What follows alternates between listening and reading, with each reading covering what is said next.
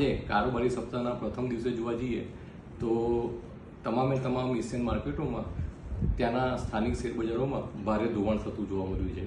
ખાસ કરીને આજે વહેલી સવારે એશિયન માર્કેટોની શરૂઆત થઈ ત્યારે જાપાનીઝ માર્કેટ 7% ઘટાડા સાથે ખુલ્યું હતું, જ્યારે હોંગકોંગનું માર્કેટ છે તે હાલમાં 11% ઘટાડા સાથે ટ્રેડ કરી રહ્યું છે. અન્ય એશિયન માર્કેટોમાં પણ 5 થી લઈને 7% સુધીનો ઘટાડો જોવા મળી રહ્યો છે.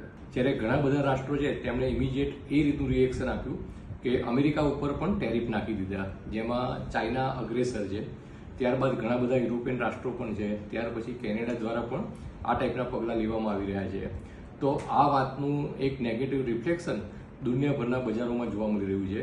અને આજે ભારતીય કારોબારની જો વાત કરવા જઈએ તો તેમાં સેન્સેક્સ, નિફ્ટી અને બેંક નિફ્ટી રેડ ઝોનમાં તો ટ્રેડ કરી રહ્યા છે, પણ નિફ્ટીમાં સામેલ જેટલા પણ સેક્ટોરલ ઇન્ડેક્સ છે તેમાં પણ અત્યારે ભારે ધોવાણ થતું જોવા મળી રહ્યું છે.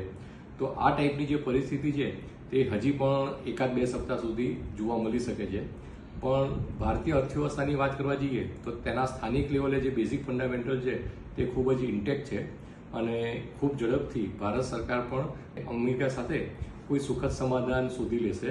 અને ત્યાર પછી પણ જોવા જઈએ તો આ સપ્તાહમાં આગામી બુધવારના રોજ આરબીઆઈની ક્રેડિટ પોલિસી આવી રહી છે, તેમાં પણ એક અચૂક રેટ કટની સંભાવના ઊભી થઈ છે.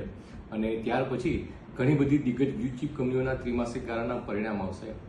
એટલે આ પરિણામમાં પણ જો કોઈ હકારાત્મક વાત જોવામાં આવશે તો તેનું પોઝિટિવ રિએક્શન ભારતીય શેરબજાર પર અચૂક જોવા મળશે.